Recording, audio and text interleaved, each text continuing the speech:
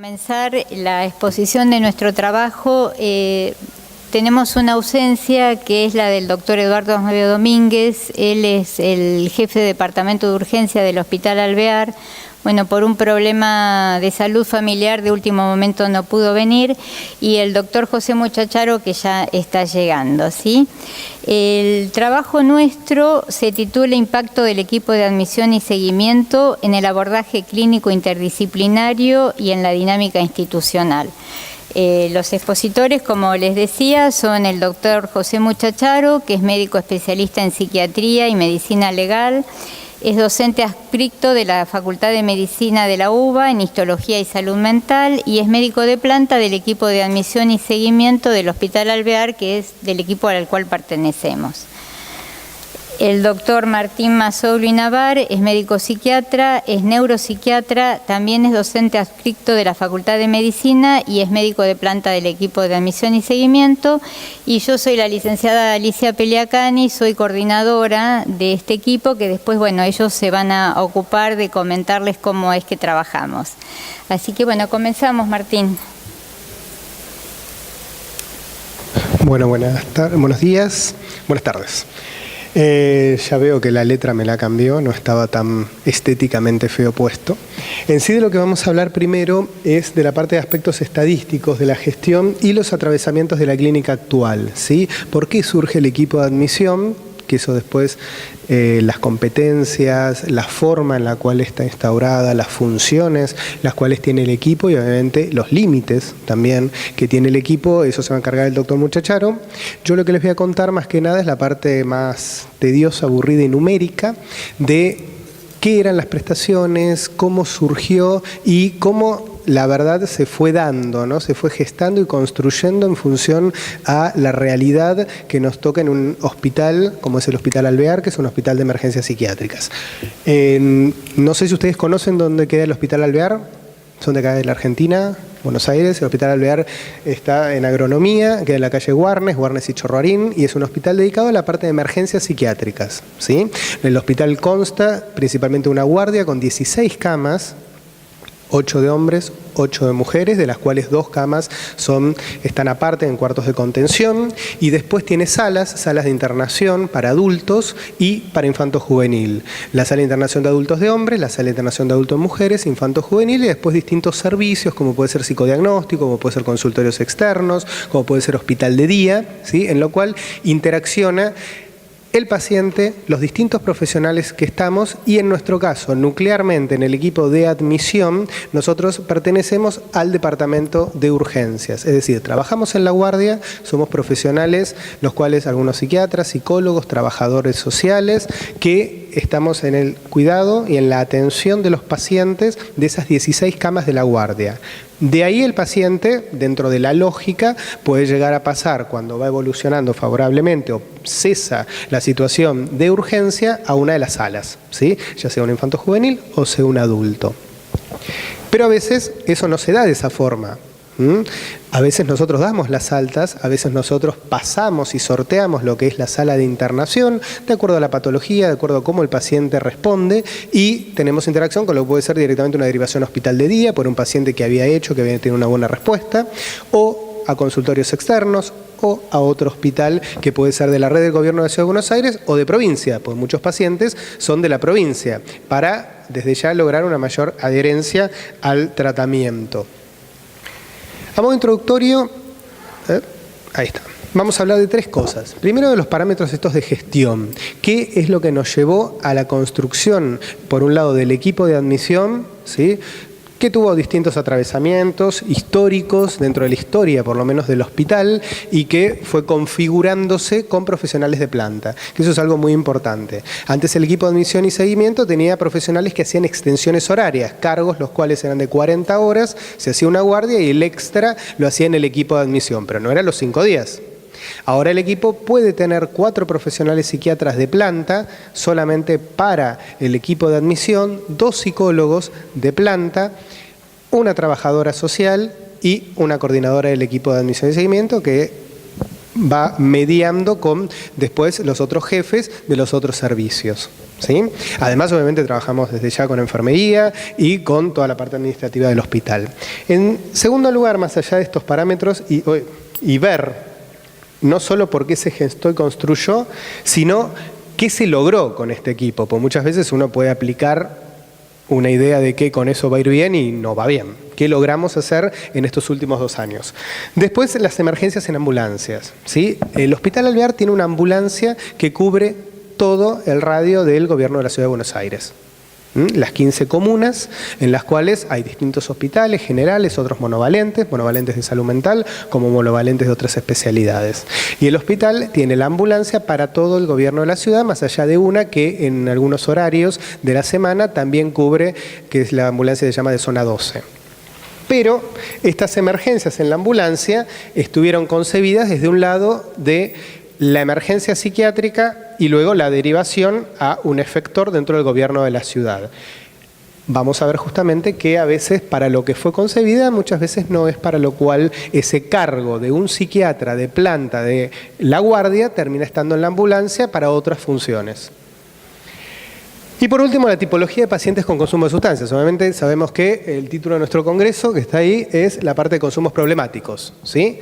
Poder ver qué población tenemos, qué tipos, ¿sí?, de consumos problemáticos son, por lo menos los que nos llegan a nosotros en el Hospital Alvear, y sobre eso, primero conocerlos y diseñar algún tipo de estrategia. No somos un hospital en el cual se especializa en adicciones, sino que se especializa en emergencias psiquiátricas. Pero desde ya la clínica y la realidad nos hace ir adaptando estrategias y los efectores como para dar la mejor respuesta, a veces no con la mejor eficiencia, eso es lo que tratamos de lograr y es nuestra meta, pero dentro de lo que es el servicio.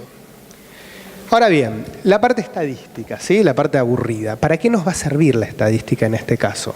Muchas veces llenamos las planillas de estadística y nos aburrimos de poner prestaciones y lo que hacemos y a fin de mes que la administrativa nos pide no me entregaste la estadística.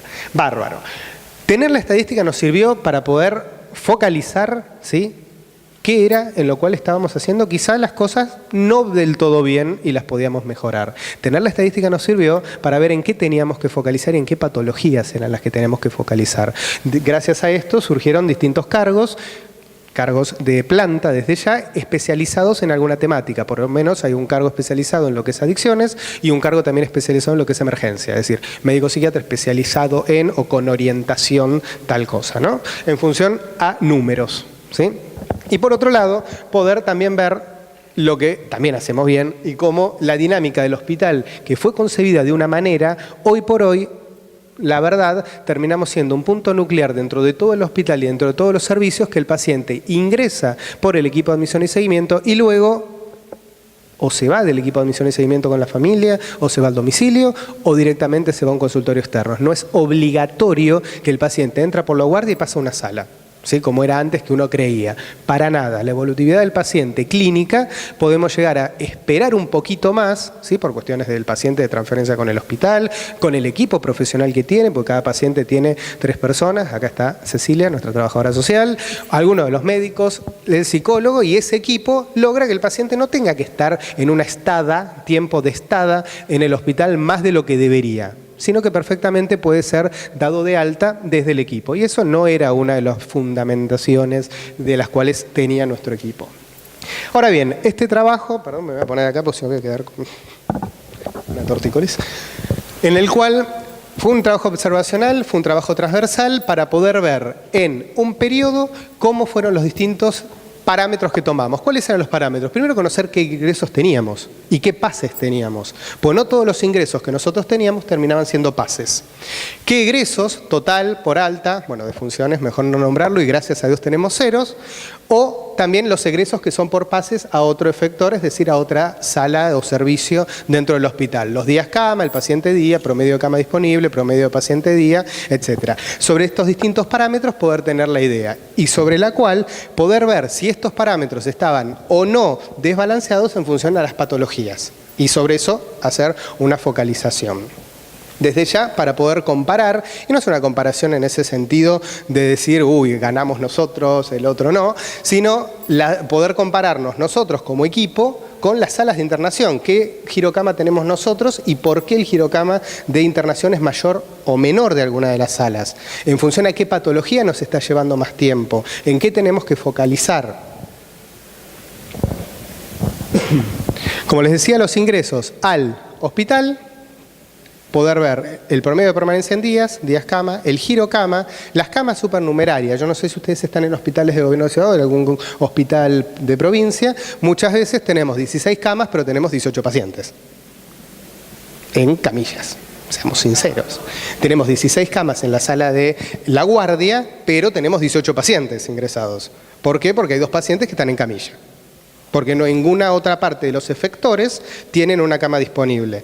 Nosotros obviamente no lo vamos a dejar al paciente en el medio de Warnes, ¿sí? O decirle que se vaya al supermercado.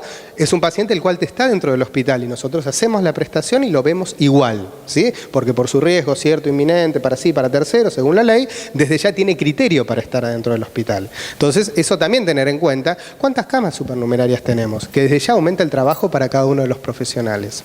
Y después los egresos por altas o por pases. Bien, en primer lugar, entre el 2014 y 2015, tenemos desde ya en lo que es la división, tanto lo que es internación incluye las salas, como lo que es la parte de división emergencias, ¿sí? Los ingresos desde ya fueron mayores. Y no solo hubo un aumento de variación interanual entre el 2014 y 2015, sino que en algunos periodos, como pueden ser los últimos meses del año, también se veía un aumento mayor. Egresos por alta. Este es un parámetro muy importante. ¿Por qué? Porque nosotros, que antes no concebíamos o que no teníamos la competencia primaria como para dar altas de los pacientes, preferimos aumentar los días de estadía del paciente dentro del equipo, es decir, dentro de la guardia, para poder dar un alta directamente del paciente hacia su domicilio y que siga su tratamiento por consultorios externos. Miren el aumento que tenemos entre el 2014 y 2015 de altas. ¿Sí? Altas por guardia directamente, que el paciente no requiere pasar a una sala y después pasar X cantidad de tiempo más, ¿sí? Sino que nosotros lo podemos hacer. Este es uno de los primeros parámetros que nos hizo dar cuenta que, si bien funcionamos como un equipo de admisión, la segunda parte que tiene que ver con la palabra de seguimiento, hacemos el seguimiento y terminamos el tratamiento dentro de la guardia, ¿sí? Asimismo, la variación interanual entre el 2014 y 2015, también el promedio de altas que nosotros teníamos era mucho mayor. ¿Por qué? Porque focalizábamos los recursos en ese paciente para lograr una alta mucho más temprana. Desde ya que hay pacientes, y con eso no es que hacemos magia ni que tenemos parámetros de éxito, hay pacientes que pueden estar un año dentro del hospital por otras cuestiones que no tienen que ver con su cuestión clínico-patológica, psicopatológica, sino por cuestiones que pueden ser judiciales, por cuestiones que pueden ser sociales, ¿sí? Pacientes los cuales después ingresarán a la sala y se quedarán muchísimo más tiempo, pero ya no por una cuestión clínica. Y después, entre el porcentaje de diferencia entre la división internación y la de emergencia, pudimos lograr parámetros los cuales fueran muchísimo mayores nosotros desde la guardia, ¿sí? Aquellas patologías que podíamos ver que podíamos hacer un cierre, obviamente charlándolas en el equipo, agarrándonos de la cabeza, de los pelos y todo, decir, bueno, este paciente se queda en la guardia y esperamos 1 o 2 semanas más, no importa, pero sale desde la guardia con el alta. No va a requerir otra parte de usuario dentro del hospital. Esto es algo que recién les decía. Bien. El promedio de permanencia, ¿sí? Eso también, que a veces uno dice y te llaman, ¿hay cama? ¿No hay cama? La gran pregunta que uno hace dentro del gobierno de la ciudad de los 30 y pico de efectores. ¿Tenés una cama o no tenés una cama? Perfecto. Pudimos disminuir los promedios de permanencia en días. Desde ya no van a ser los valores que uno desde ya querría, ¿sí? Ojalá pudiéramos hacerlo con menos cantidad de días y que el paciente esté todavía menos en un contexto de internación y poder tener otras estrategias.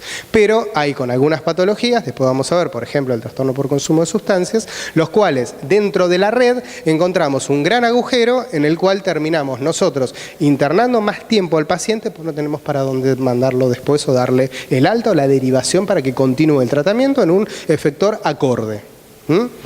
El girocama. En el girocama, tanto en mujeres como en hombres, lo pudimos aumentar muchísimo más.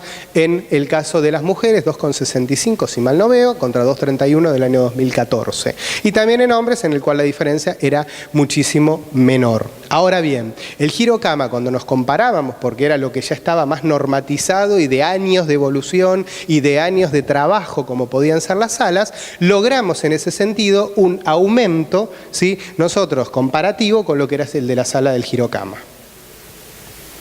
Las camas supernumerarias, ¿sí?, una realidad que la verdad no nos gusta, porque no es lindo ver un paciente el cual esté en una camilla. No están en el piso, pero es una camilla en la cual no es lo mismo que una cama para el paciente. Lamentablemente teníamos un promedio en el área de emergencias, también hay camas supernumerarias en las salas, pero en el área de emergencias las cuales habían camas supernumerarias y en varios meses tuvimos varias camas supernumerarias por una cuestión de demanda dentro de la red. Y los días cama los pudimos disminuir dentro del equipo de admisión, dentro de lo que sería la división emergencias. ¿Qué pasó? Ahí está.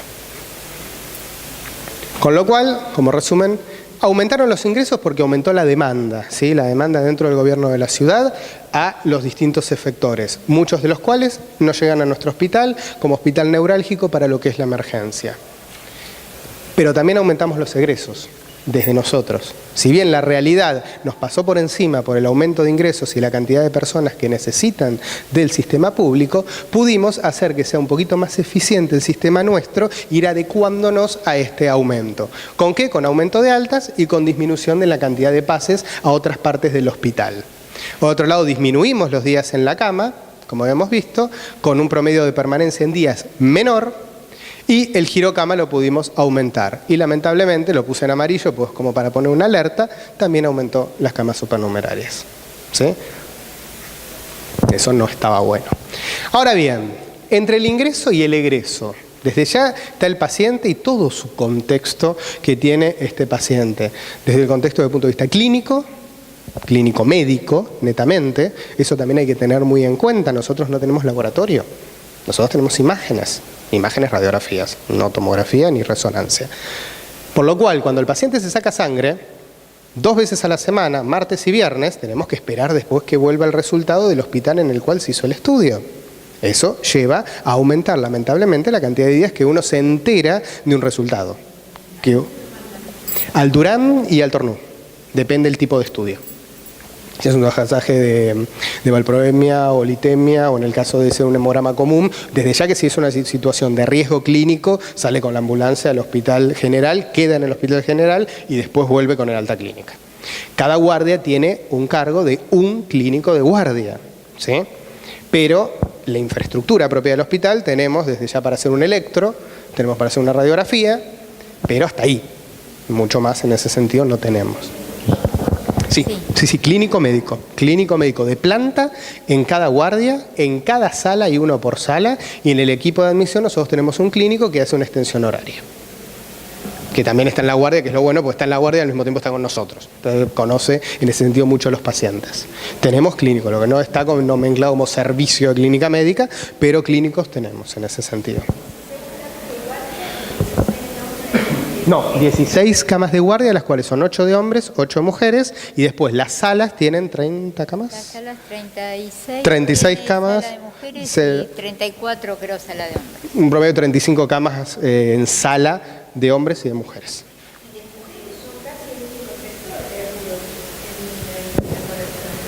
No, en el caso del Moyano, como para internación, después el Pinero y el Pirovano. Ahora el Pirovano que abrió hace poco la sala. Pero siempre falta en ese sentido. Ahora, en este devenir entre el ingreso y el egreso, como les decía, está el paciente con toda la problemática alrededor. Problemática, como les decía, desde el punto de vista clínico, de clínica médica, que muchas veces tenemos que estar haciendo malabares, o que salga con un familiar, o dar un permiso, o que lo salgan con ambulancia, pedir la ambulancia al SAME, que no te llega horario, entonces pierde el turno, porque tiene que ir a ver a el ginecólogo, que obviamente nosotros no tenemos ginecólogo, no tenemos endocrinólogo, ¿sí? Entonces eso lleva desde ya una coordinación, un trabajo administrativo que lo hacemos los profesionales, ¿sí? Psicólogo, psiquiatra, trabajador social en ese sentido. Después, las situaciones sociales de cada paciente, ¿sí? En el cual va a frenar desde ya en este proceso, en esta construcción, desde el ingreso al hospital y el egreso, desde ya que va a limitar y va a hacer que un paciente se pueda quedar muchísimo más tiempo, que capaz desde el punto de vista clínico psicopatológico, uno podría haber frenado ahí la internación, pero por otra causa se tiene que quedar. Por un lado, las emergencias, que era lo que les contaba de la famosa ambulancia. Nosotros la ambulancia que tenemos del SAME es una ambulancia especial para pacientes con trastornos mentales, ¿sí? Con psicopatologías o pacientes los cuales tengan alguna cuestión psicopatológica aguda o crónica.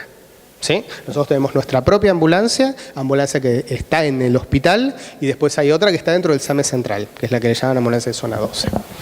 Sabemos que dentro del mapita, ¿sí?, del gobierno de la ciudad ahora se dividió en 15 comunas, ¿sí?, en el cual la densidad desde ya de la población en la parte sur, ¿sí?, del gobierno de la ciudad es muchísimo mayor.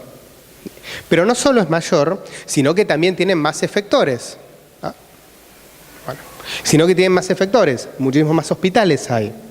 Pero desde el punto de vista de la ambulancia psiquiátrica, llamémosle así, la única que tenemos es la nuestra. Y nosotros nos estamos encontrando más para el lado norte, nosotros estamos en agronomía. Veamos los auxilios y traslados, ¿sí?, del hospital de emergencias del 2015. Un 33% más de los que hay en el 2014. ¿Sí? El aumento en ese sentido de prestaciones fue muchísimo más.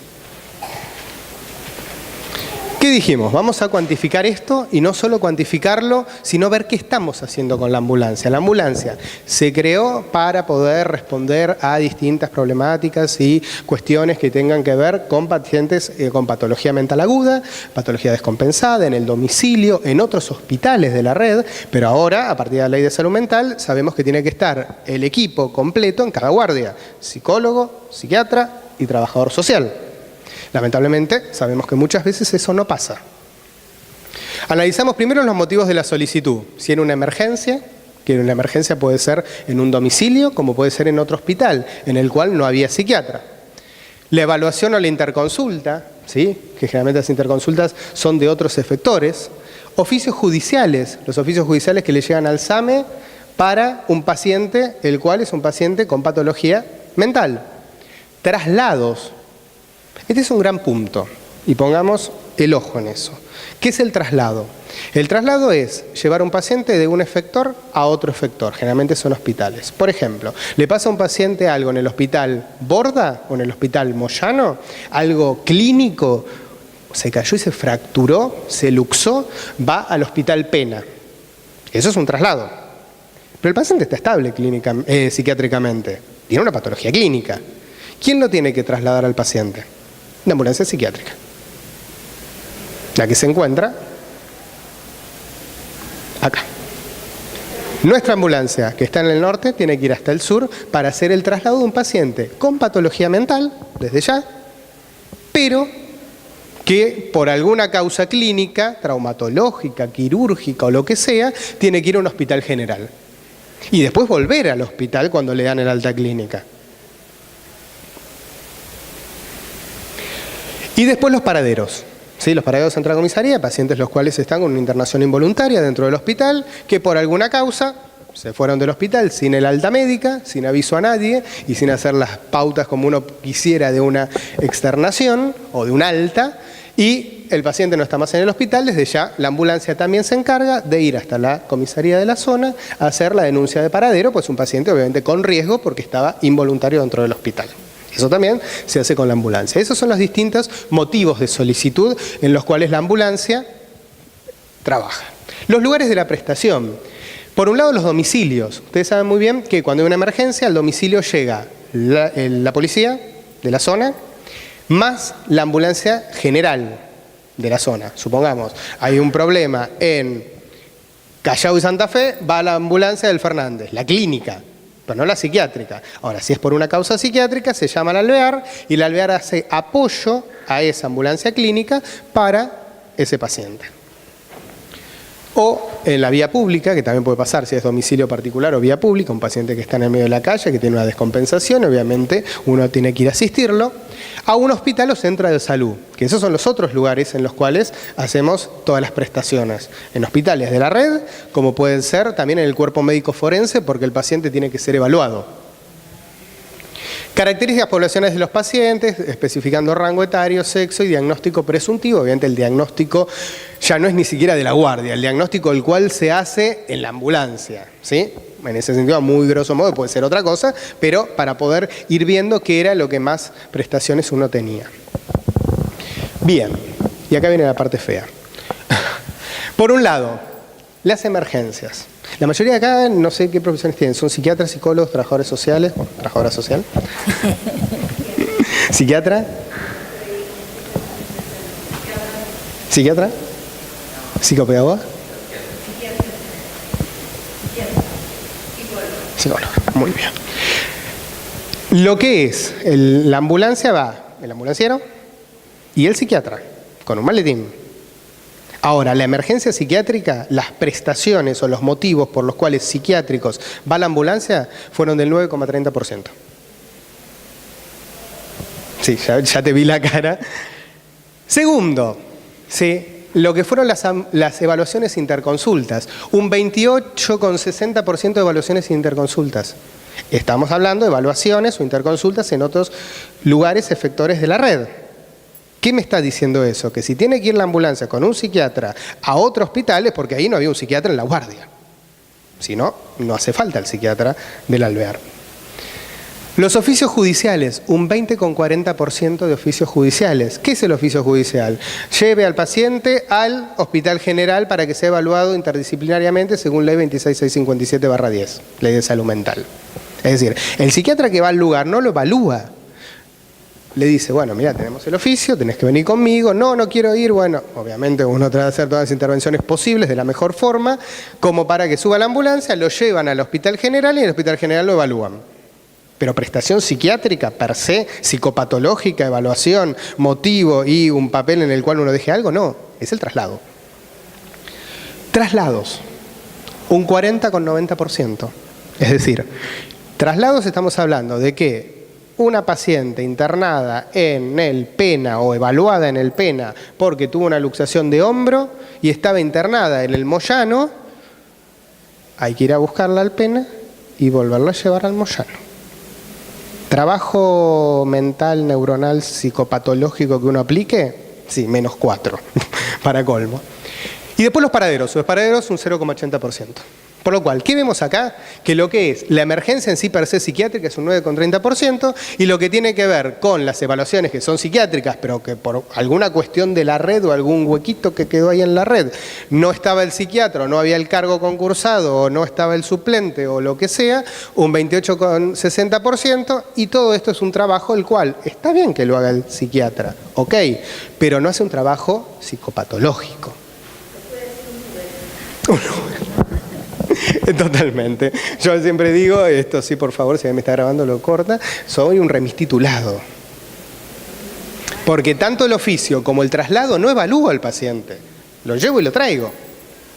Ahora, si en el medio del lo llevo y lo traigo, pues en muchos lugares te lo reciben rápido y seguís. Capaz fue una prestación de 10 minutos. Otros lugares no, porque por cualquier causa, que estén sobrepasados o lo que sea.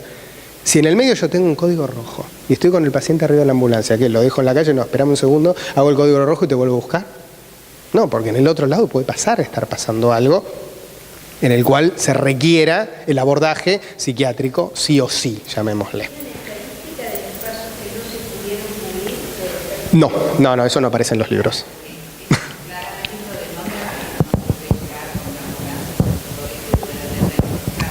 Esa es una de las hipótesis, perfecto, que una ambulancia no nos alcanza como para hacer todo esto. La otra es que las competencias de la ambulancia, que podrían haber sido de una forma para lo cual fue creada, por esas cosas de la vida se adaptó a otra realidad o a otro tipo de trabajos. También la otra. Ahora bien, ¿qué cuadro? Si acá me pongo de acá, pues la verdad no veo. Por un lado, episodios psicóticos agudos 39%, agitación psicomotriz 17 y pico, 18%, trastornos por consumo de sustancias 8,96%, intentos de suicidio, intentos autolíticos 8,96% y después todos casos en los cuales también tenemos los síndromes confusionales. ¿Sí? Llevar al paciente por un síndrome confusional a un lugar clínico, desde ya un hospital general. Ahora bien, ¿qué lugar ¿sí? La ambulancia, ¿a dónde fue a prestar esta colaboración o esta prestación? ¿Sí? Ni siquiera colaboración, prestación. Por un lado, a hospitales generales un 90%. Ya veíamos que en el anterior gráfico, las evaluaciones interconsultas que son en hospitales de la red eran un 30%. Bárbaro. El lugar de ese 30%, el 90% son en hospitales generales, los cuales deberían tener en su guardia un psiquiatra, un psicólogo y un trabajador social. El trípode como para poder dar respuesta a un paciente con patología mental interdisciplinaria, como dice la ley. Más allá, no importa cuál es el hospital que más nos llama en ese sentido, en el ranking, nosotros hacemos de ranking de hospitales, no importa, el Ramos, Turán, en el cual nos llaman, ¿sí? Porque eso nos está diciendo que en ese mapita que tenemos, hay ahí algo que está pasando, o que el cargo no estaba concursado, o que el cargo de la guardia pasó a otro lado porque necesitaba ser pasado a otro lado, pero la guardia de los hospitales generales termina quedando totalmente vacía de profesionales de la salud mental, en este caso de psiquiatras, pues por eso tiene que ir el psiquiatra en la ambulancia, si no, no tendría que ir. Otro lado, los hospitales monovalentes. En hospitales monovalentes, un 7,4%. ¿Sí? De prestaciones. Y en otros, que incluyen lo que es Casa Warnes, Cuerpo Médico Forense, Hogar San Martín, Cedronar, etcétera, que muchas veces son para evaluaciones o porque piden de llevar a los pacientes de un lado al otro, más que nada son traslados o pedidos de evaluación. Dentro de las comunas, la comuna 4 es esta que está acá abajo, ¿sí? Que incluye hospitales como puede ser Borda, Moyano, Tovar y todos los hospitales de la zona, ¿sí? Que también hay monovalentes como Ludaondo. Bueno, la mayoría de la cantidad de prestaciones, el 22,90%, son de ahí, de esa comuna. Y justamente no es porque no tienen psiquiatras, porque desde ya el Borda de Moyano tienen 6, 7 cargos de psiquiatra por guardia, no van a faltar todos juntos, sino porque son los traslados. Traslado Borda Pena, traslado Moyano Pena, traslado vuelta Pena Moyano. Y el efector que lo hace no deja de ser un psiquiatra, que está dedicado en ese sentido a ese tipo de prestación. Como para pensarlo, no les puedo dar una respuesta, estamos mostrando nuestros datos. Ahora, ¿cuál es la solución a esto? ¿Cómo mejorarlo? Segundo, emergencias de la ambulancia, los domicilios particulares y en la vía pública, ¿sí? El 70 y pico %, ¿sí? En los cuales fueron en hospitales, como les decía, y en domicilios particulares la emergencia en un 85%, que eso es lo cual es más común que uno haga. Un paciente del cual por una situación disruptiva o un intento autolítico está en la casa, llega la policía, llega al hospital general y ahí en colaboración vamos nosotros con si es necesario medicarlo o no, o llevarlo para una evaluación o para luego indicar una internación de un paciente que está en riesgo. Por otro lado, los oficios judiciales, desde ya a los domicilios. Ese es un punto muy importante. El oficio judicial en el domicilio. ¿Por qué? Porque la mayoría de los oficios judiciales son por pacientes con trastorno por consumo de sustancias. ¿Sí? Pacientes desde ya que la demanda de tratamiento no fue desde el punto de vista de él, sino que fue mediatizada o mediada por el oficio judicial, para lo cual lo vamos a buscar al domicilio y luego es evaluado en el hospital que sea general con equipo interdisciplinario. Y después los traslados, desde ya los traslados hospitalarios, interhospitalarios, con un más o menos 60%, y los cuales son los traslados a domicilios o dentro de la vía pública un 40%. Bien, lo mismo para decir los paraderos, los traslados, los oficios judiciales, evaluaciones y la emergencia.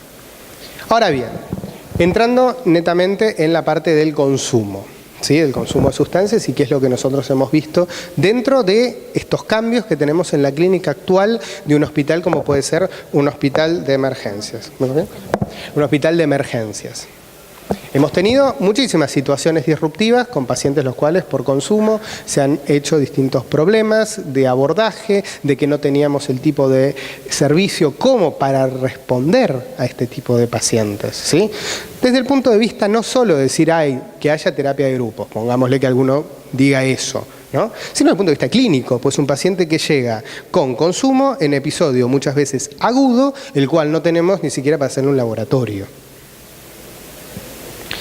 Clasificar los trastornos por consumo de sustancias es una de las cosas quizá más complicadas en la literatura, ¿Por qué? Pues no se diseñó un instrumento. Y por hoy la red de adicciones del gobierno de la ciudad utiliza un sistema en el cual el ASIST, que trata de aplicarlo, que tiene en ese sentido es bastante rápido de aplicar, son pocos criterios y te da una valoración de si el paciente necesita un tipo de abordaje más en una comunidad, más en un hospital, más a nivel de consultorios externos, ¿sí? Da una cuestión entre algunos parámetros del paciente y una respuesta más de tipo de abordaje que se debería hacer. Pero sabemos que eso para la realidad de cada paciente que tenemos es poquísimo, ¿sí? Porque es tan heterogénea la realidad del por qué o qué es lo que más impactó en el tipo de consumo del paciente que nos quedamos cortos. Y buscar algún tipo de tipologías en drogas dependencias se hace a veces difícil, ¿sí? Pues necesitamos hacer un completo diagnóstico multidisciplinario y de lineamientos de tratamiento. Si no conocemos a fondo al paciente desde todos los ángulos, ¿sí? Aplicar un tratamiento parcializado a veces es peor todavía para la eficacia del tratamiento. Tenemos dos tipos de autores que hablaron de tipologías, ¿sí? Por un lado Robert Cloninger, el que habla de los trastornos de personalidad, de ese cubo de trastornos de personalidad que encuentra como áreas o aristas en las cuales impactan más o menos, búsqueda de sensaciones, etcétera, que hace el paralelo entre lo clínico psicofarmacológico. Él habla de el tipo 1 y tipo 2. ¿Sí? Un paciente el cual en el tipo 1 tiene una edad de comienzo tardío, él primeramente lo estudió en alcohol y después se validó en distintas sustancias, principalmente lo que es cocaína y heroína, pérdida del control al beber, pocas conductas agresivas, y el tipo 2, una edad de comienzo temprano, graves dificultades para lograr una abstinencia y abundantes complicaciones de tipo sociales principalmente. Y en el caso de Thomas Babor, nos habla de dos tipos, el tipo A, tipo Apolo, él le dice, y el tipo B, tipo Baco, como los dioses griegos, y da como una tipología de cada uno, características de cada paciente, el cual en el tipo A sería más o menos paralelismo al tipo 1 de Cloninger, de comienzo tardío en la experimentación de drogas, mayor a 30 años pone como límite, pocos problemas familiares y sociales a nivel de la adolescencia, escasa comorbilidad psiquiátrica y dependencia menos grave, menos con muchas comillas. Y el tipo Baco, con un comienzo temprano en la experimentación de drogas, menos de 30 años, que suelen presentar un trastorno antisocial, ¿sí? Con mayores problemas familiares y laborales, ya pone el diagnóstico como principal diagnóstico, no tanto el de consumo, sino el del eje 2, y la dependencia es más grave y a más cantidad de sustancias. De estos dos, tanto la tipología tipo 1 y tipo A, surgen los tratamientos con programas libres de drogas tendientes a lograr una abstinencia, que es más como moldeable en ese sentido, o aplicable, y en el tipo 2 o tipo Baco, que son tratamientos con programas basados en reducción de riesgos y daños, ¿sí? Tomando esto, lo que nosotros hicimos desde el equipo fue tratar de estandarizar, porque muchas veces en la historia clínica escribimos 3, 4, 5, 6 carillas, describimos todo y después uno llega a las 3, cuarto, quinto renglón y dice dónde estaba, como para hacerse una mejor idea. Poder ver qué características principales o qué tipo de cuestionario se puede aplicar en estos pacientes para tener el mayor cantidad de bagaje de información. Y sobre eso, la aplicación del bagaje de información a su tipo de tratamiento. Utilizando la Mini, sí, por un lado la Mini... Hola, mi hijo. La Mini 5.0 y el Índice Europeo de Severidad de la Adicción, ¿sí? El Addiction Severity Index o EuroAPSI del 1980, que hay una adaptación española que es la de Boves del 1996. ¿Sí? Tuvimos una muestra de 31 pacientes ingresados a la guardia, en un periodo tomamos de 3 meses, como para poder ver qué características principales tenían nuestros pacientes con trastorno por consumo de sustancias. Tener una idea de dónde estábamos parados, porque si queríamos aplicar algún tipo de estructura / intervención, teníamos que conocer qué pacientes nos llegan, ¿sí? Pues muchas veces la red de adicciones, que es una red de todo el gobierno, tira en el sentido, bueno, ahora hay que seguir por esta línea, bárbaro, pero tengo que saber qué paciente tengo yo, primero, que no es seguramente el mismo paciente que tenga un hospital general o que pueda tener un hospital especializado en algo clínico. La EuroAPSI es un instrumento heteroaplicado, semiestructurado, para proporcionar información, en los cuales se mide las variables de salud física, empleo, situación legal, historia familiar, relaciones sociales y salud mental, ¿sí? Se trata en ese sentido de ver un paneo lo mayor posible, que siempre va a ser limitado y nunca va a ser completo, pero de distintas partes que pueden incidir en una conducta adictiva. Y se analizaron los conglomerados con un programa estadístico en el cual se buscaron grupos tipológicos según la línea de Babor, en la que habíamos dicho de Apolo, Baco, ¿no? Poder encontrar. ¿Qué fue lo que fuimos encontrando? Por un lado, la parte de abordaje médico, llamémosle, de situación médica. ¿Se hacía chequeos, no se hacía chequeos? O si por lo que entraba en los distintos hospitales generales, está bien, era por una descompensación por su droga, pero que le había impactado en alguna cuestión clínica, ¿sí? Por un lado veíamos que la parte médica en los tipo B, ¿sí?, en la tipología VACO, era bajísima, no tenían directamente abordaje clínico y muchas veces eran las cosas que nos limitaban para ciertos tipos de tratamientos desde el punto de vista psiquiátrico, psicofarmacológico, que sabemos que es bastante limitado, pero todavía nos limitaba más. Segundo, la serología para VIH, ¿sí?, que muchas veces en algunos lugares se hace desde un punto de vista más compulsivo, cuando ingresa el paciente hay que hacerle un VIH. Nosotros no tenemos esa concepción, lo trabajamos con el paciente tiene que consentir en ese sentido para hacerse ese tipo de estudios, ¿sí?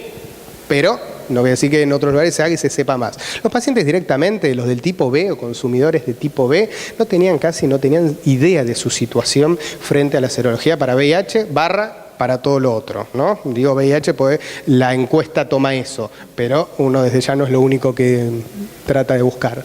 Los tratamientos médicos por cuestiones de clínica médica en los últimos 6 meses, justamente en los tipo B eran los que más tenían, pues cuestiones de hipertensión por cocaína, sí, muchísimo, cuestiones por PACO, en ese sentido, en el cual los pacientes los cuales están infectados, que los tenemos en un hospital general, pacientes los cuales tenían tuberculosis, pacientes los cuales tenían situaciones clínicas muy descompensadas que desde ya que había que tenerlas en cuenta, primero saberlas, después ver cómo se podían abordar. Después, en el sentido de lo que es el patrón de empleo en los últimos años, también el patrón de empleo desde ya era muy irregular, muy inestable, y en los de tipo B directamente lo que más nos llamaba la atención es que cuánto le impactaba o cuánto la guía dice molestaba esta situación de empleo, desde ya no le molestaba, lamentablemente. El consumo de sustancias, ¿a cuántas sustancias? A muchas, a pocas. Si eran psicofármacos, el caso de alcohol, psicofármacos, cocaína, cannabis e inhalantes. Si desde ya en los consumidores tipo B, la cantidad de sustancias y la combinatoria de sustancias era desde ya mayor. Y dentro de qué tipo de servicio realizaban el tratamiento, generalmente los del tipo B lo realizaban en hospitales generales, porque entraban principalmente por la cuestión clínica, después lo veía por interconsulta el servicio de salud mental. Muy distinto a los de tipo A, que tenían una mayor conciencia de lo que les pasaba, podían demandarlo, o la familia ayudaba para ese entramado de un paciente justamente con adicciones. La situación legal, hemos tenido muchísimos problemas con pacientes los cuales estaban cursando algún tipo de situación legal, ¿sí?, por lo cual justamente los consumidores de tipo B desde ya era muchísimo mayor los problemas a nivel legal con los cuales ya venía, ¿sí? Y después la historias familiares, ¿sí?, de sustancias desde ya en el tipo B era mayor. Acá. ¿Qué prevalencia de trastorno de personalidad? ¿Sí? Porque justamente el caso de Babor hablaba de si el trastorno de personalidad era comórbido o el trastorno de personalidad era lo principal, en el cual lo comórbido era la sustancia, lo del eje 1. Desde ya en lo que era el trastorno de personalidad como principal dentro de la historia del paciente, era casi un 45% en los de tipo B y como comórbidamente en un 37%. Para lo cual pudimos hacer, y esto sí, a nuestro estilo, por lo que nos daban los datos desde ya, pero con 31 pacientes desde ya no es nada que vamos a decir muy significativo, es un primer mapeo para nosotros tener una idea, qué características tenían nuestros pacientes de cada lado. Lo que decía Babor de los 30 años de límite, desde ya para nosotros no era la realidad. Ojalá fueran 30 años. Teníamos en los cuales la mayor cantidad de sustancias utilizadas en el tipo B con menor edad de inicio, 17 años. ¿Sí? Justamente en una edad en la cual todo el sistema nervioso no lo tenemos desarrollado para nada, por lo cual el tipo de afectación y de impacto que va a tener en la parte del desarrollo del sistema nervioso va a ser todavía mayor. El uso principal era de cocaína en el tipo B, cosa que era de marihuana en el tipo A. Antecedentes recientes de actividades ilegales relacionadas con el consumo, en el cual en muchos casos lo decían, en otros casos ya sabíamos por el historial que traía. Y después la mayor comorbilidad con trastorno de personalidad y mayor prevalencia de diagnóstico como diagnóstico principal, y desde ya el nivel de dependencia era muchísimo mayor. ¿Qué conclusiones sacamos? Por un lado, que el equipo de seguimiento nos sirvió dentro del servicio de guardia, ¿sí?, ¿Por qué? Porque impactó favorablemente en los parámetros epidemiológicos. Pudimos abordar a los pacientes de una mejor forma, pudimos lograr un mayor girocama, pudimos lograr que el paciente no estuviera porque sí más tiempo, ¿sí? Y poder nosotros empezar a dar las altas y derivarlo a otras partes de servicios del hospital, que era lo que más nos gustaba de poder hacer, de que el paciente no tenga que hacer una internación larga. Generalmente nosotros hacemos internaciones muy focalizadas. Medio tiempo de internación, operatividad de intervenciones y maximización de los recursos de la red intrahospitalaria.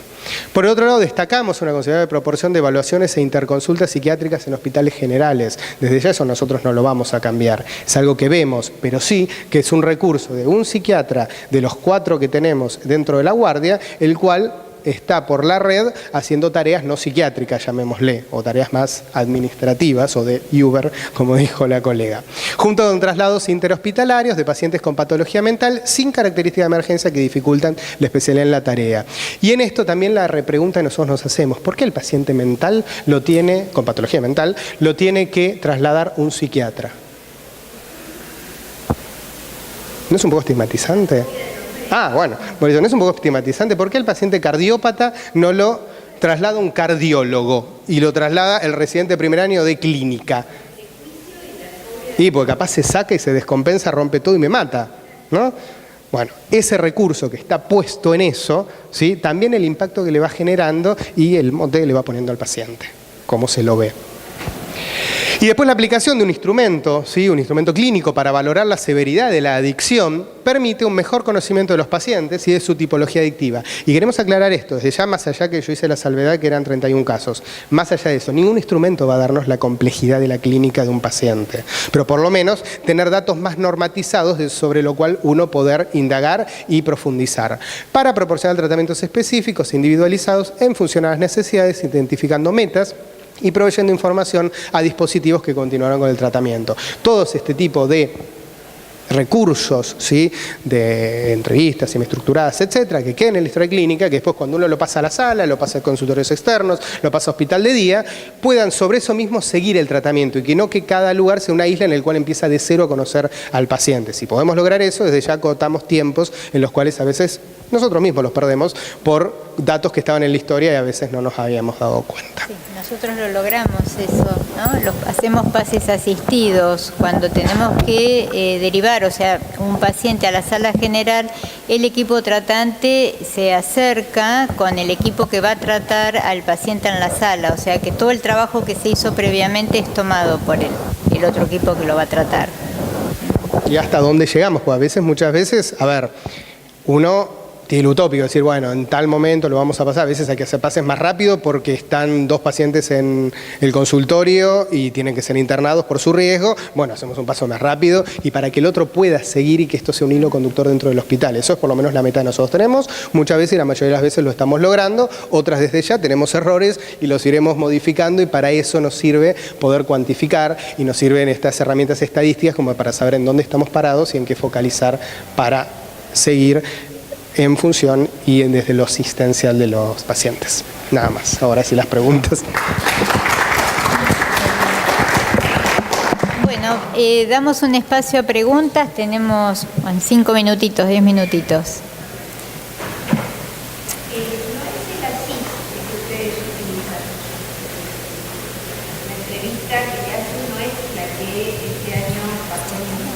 No,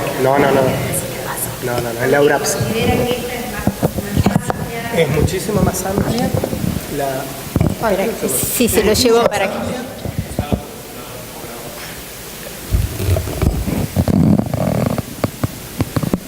Sí, es muchísimo más amplia, es más trabajosa en tiempo, porque son esos 8 distintos niveles que uno tiene que ir evaluando con el paciente.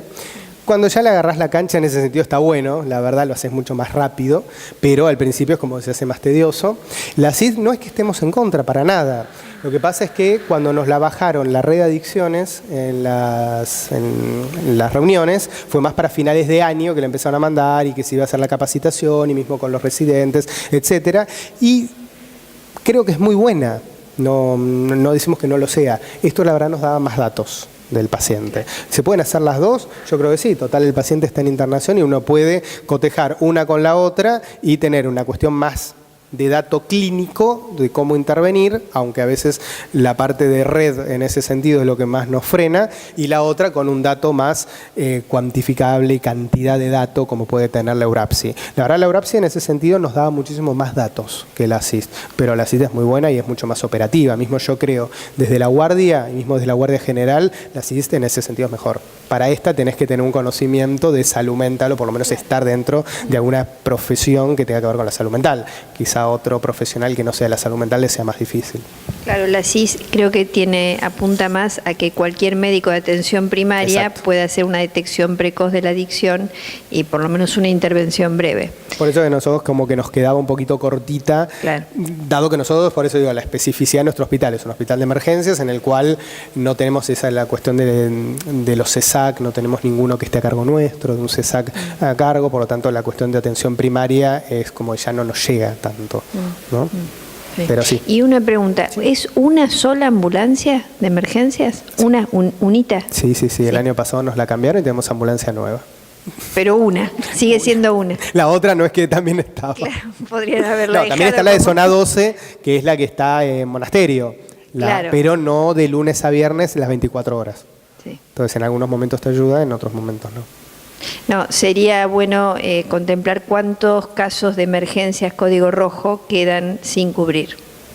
Sí, nosotros la verdad lo evaluamos bajo nuestros datos. Es más, el jefe de división de emergencia, el doctor Rubio, que lamentablemente hoy por esta cuestión no pudo venir familiar, él cuantificó esto y se empezó a fijar exactamente por comuna, ¿no? Porque capaz haya que hacer otro tipo de intervención más demográfica, ¿no? Pero bueno, son todas propuestas en ese sentido. Esto es lo que tenemos hasta ahora. Sí, claro. Gracias. No, por favor, gracias.